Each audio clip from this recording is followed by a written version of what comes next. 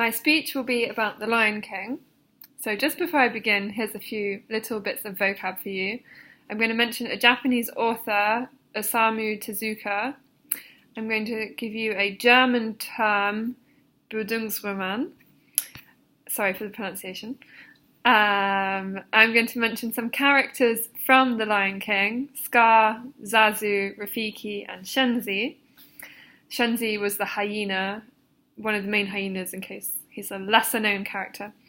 I will also talk about Pocahontas and Frozen. Okay, is everybody ready? Let's begin. Today I'm going to talk to you about The Lion King and what inspired this cult Disney movie that we all love.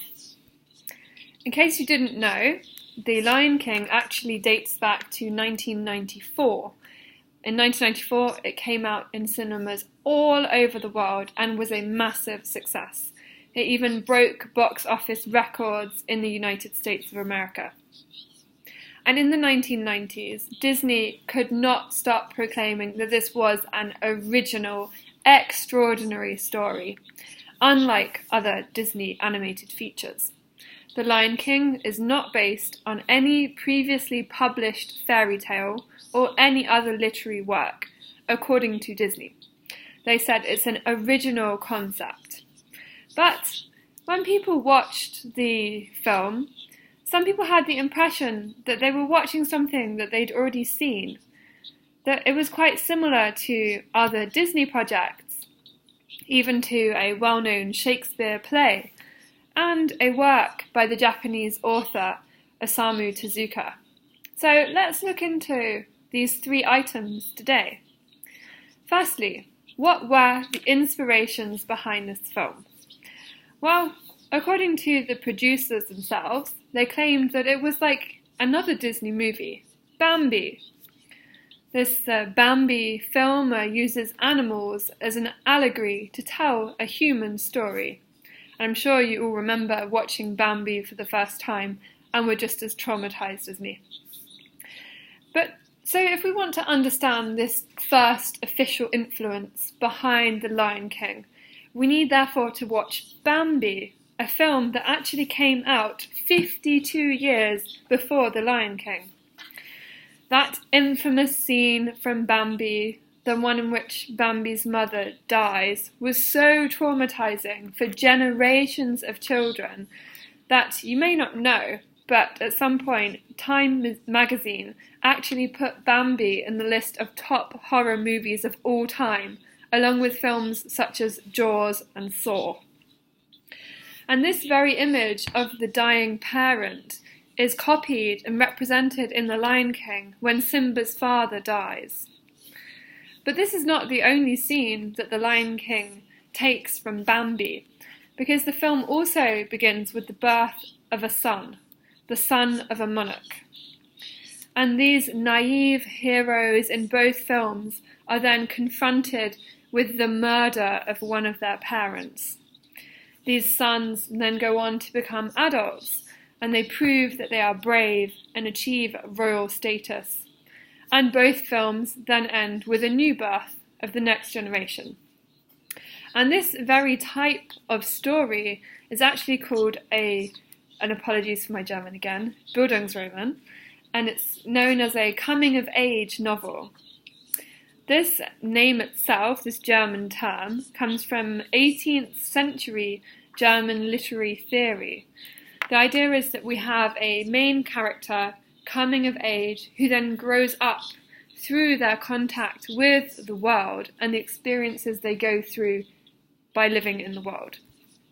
And these types of stories are always used to portray a very specific vision of the world. So I told you that Bambi is one of these stories, and Bambi shows a celebration of the rhythm of nature.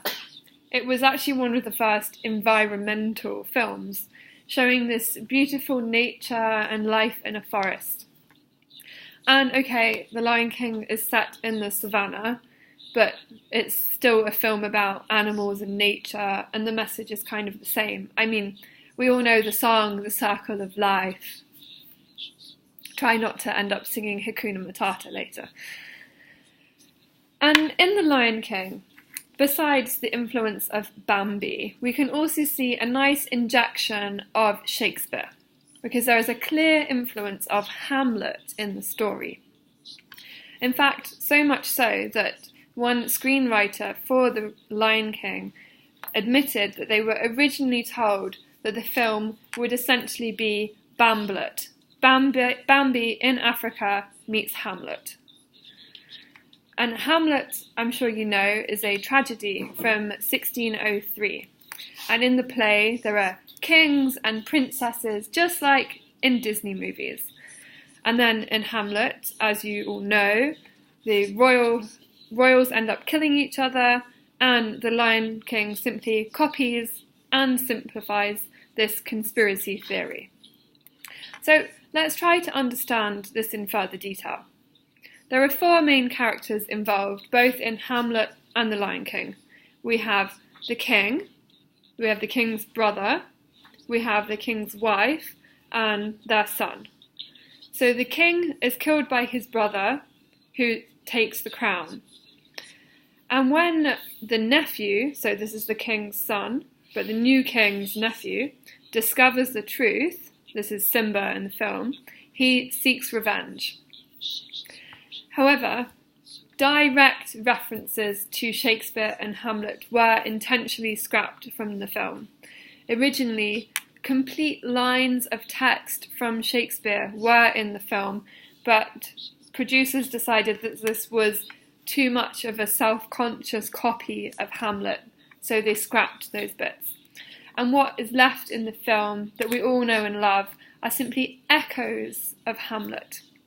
For example, the last scene that was created for the film was actually the scene where Mufasa comes back and visits Simba as a cloud, and Simba is left wondering what he should do, and this is the to be or not to be moment in Lion King.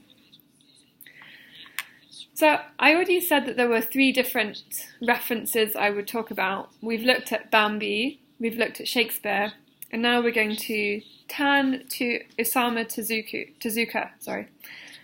So since The Lion King came out, the reference to Osamu Tezuka's film King Leo was noticed by critics.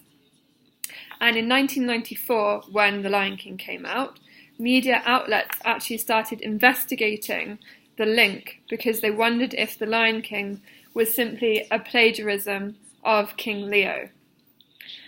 So you may have never heard of Osamu Tezuka, but he's actually one of the best known manga authors in Japan.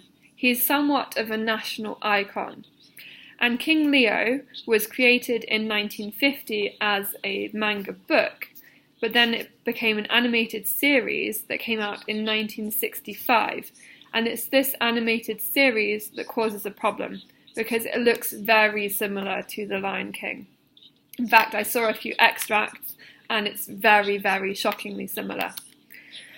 So there are now three main schools of thought concerning the similarities between King Leo and The Lion King. Firstly, we have people who claim that Disney has clearly copied scenes and characters such as Scar, Zazu, Rafiki, and Shenzi. But in response to these claims, Disney stated outright that they were not inspired by King Leo, that it was simply a pure innocent coincidence. Secondly, we have people who fell on the side of Disney, who said that Tezuka clearly found inspiration from Bambi when he wrote his story.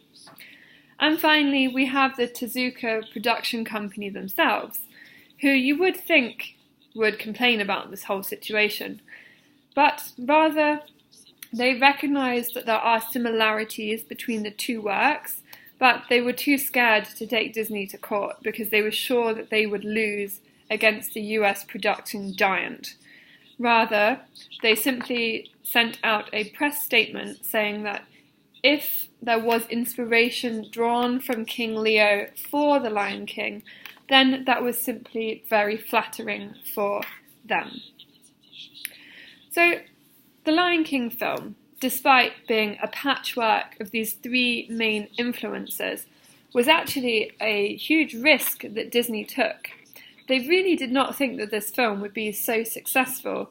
They thought that a film about animals in the savannah would really not be very popular. And they were so focused on Pocahontas, which was the next movie that would be released, that even people working inside Disney were begging to be transferred to the Pocahontas project because they so thought that The Lion King would not be successful.